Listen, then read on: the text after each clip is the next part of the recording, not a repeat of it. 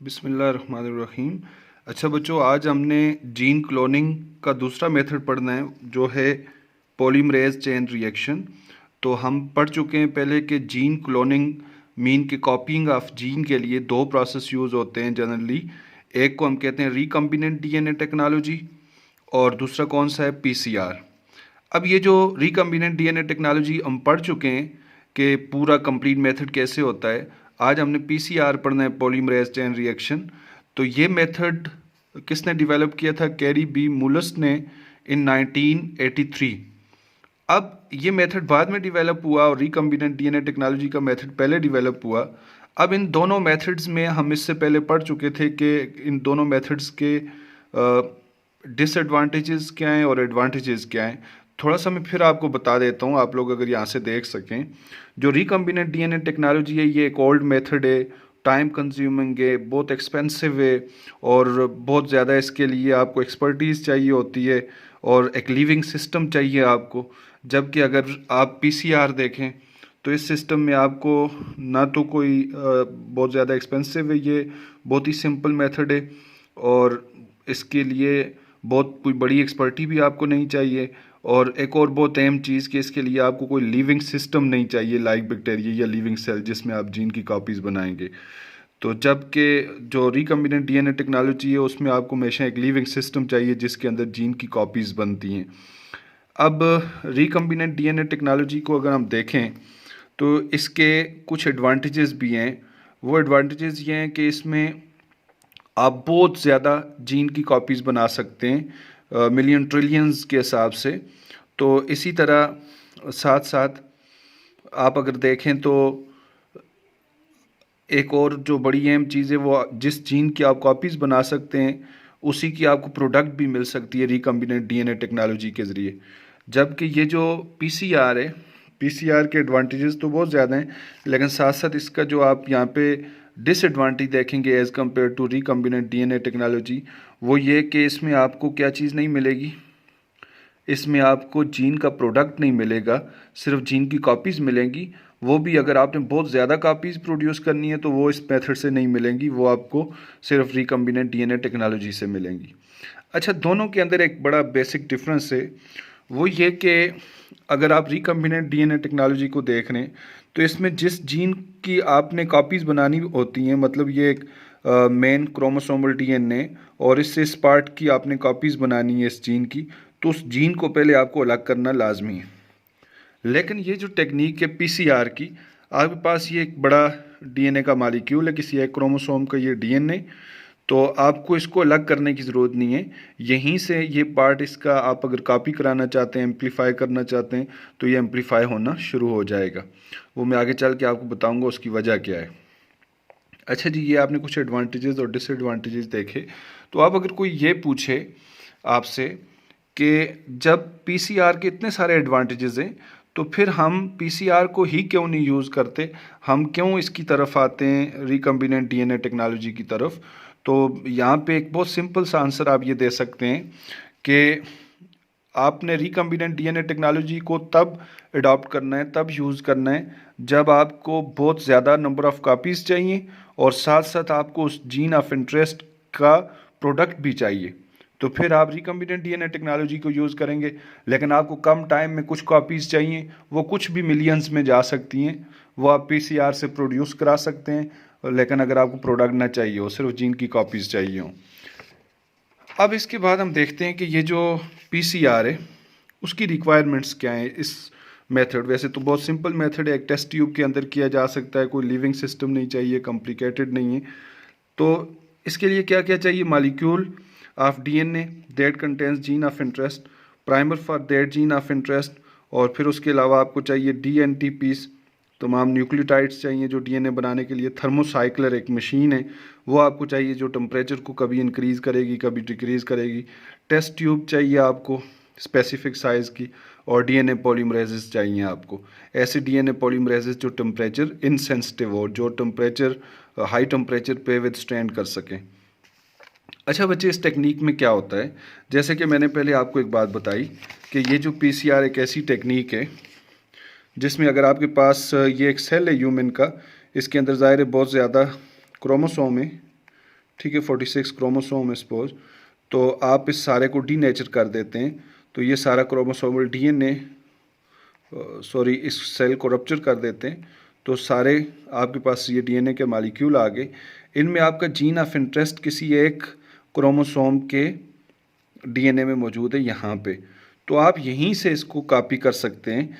आप ज़ाहिर है यहाँ पे अगर क्या कर दें कि हीट कर दें, थोड़ा सा हीट कर दें, तो हीट करेंगे जब आप तकरीबन 94 या 95 डिग्री सेंटीग्रेड टेम्परेचर के ऊपर जब आप हीट करेंगे, तो उस हीट से ये होगा कि ये सारे डीएनए के मालिक्यूल डीनेचर हो जाएंगे। इस तरह दोनों स्ट्रैंड अलग अलग हो जाएंगे, और जहाँ पे आपका जीन ऑफ इंटरेस्ट है, सपोज यहाँ पे आपका जीन ऑफ इंटरेस्ट है इधर इस जगह पे, तो आपके पास एक ऐसा प्राइमर हो। प्राइमर आपको पता है आरएनए का एक छोटा सा मॉलिक्यूल होता है 10 to 20 न्यूक्लियोटाइड, तो जिसके अंदर जो न्यूक्लियोटाइड का सीक्वेंस हो वो इस पार्ट के कम्प्लीमेंट्री सीक्वेंस हो और इस पार्ट का कम्प्लीमेंट्री सीक्वेंस हो। तो जब आप प्राइमर डालेंगे तो प्राइमर जाके अटैच ही सिर्फ इस जगह पे होगा और किसी जगह नहीं होगा। और उसके बाद जब आप डीएनए पॉलीमरेज डालेंगे, डीएनए पॉलीमरेज, तो डीएनए पॉलीमरेज जाके इसी हिस्से को सिर्फ क्या करेगा, रेप्लिकेट आगे एक्सटेंड कराएगा, इधर आगे एक्सटेंड कराएगा, तो इस तरह आपके पास जीन की कॉपीज़ बनना शुरू हो जाएंगी। अच्छा जी, अब हम जो चीज़ देखने जा रहे हैं कि ये प्रोसेस कैसे होता है, तो इस प्रोसेस के कितने स्टेप्स हैं। तो जब भी आप पीसीआर की तरफ जाते हैं तो यहाँ पे हम सिर्फ ये दिखाते हैं ये जीन ऑफ इंटरेस्ट है। तो सबसे पहला स्टेप क्या है, डीनेचुरेशन। आप 94 या 95 डिग्री सेंटीग्रेड पे हीट करें 1 मिनट के लिए, तो ये जो डीएनए की हाइड्रोजन बॉन्डिंग टूट जाती है इसको हम कहते हैं डीनेचुरेशन, या इसको हम separation of both the strand कहते हैं। अब ये दोनों स्ट्रैंड अलग अलग हो गए, और फिर उसके बाद आपने इसको क्या करना है, कूल करना है। और कितनी देर के लिए, 1 मिनट के लिए तकरीबन इसको आप कूल कर लेंगे 50-56 डिग्री। जब इसका टेम्परेचर हो जाए तो फिर आपने क्या करना है, नीलिंग स्टेज है, आप प्राइमर डाल देंगे।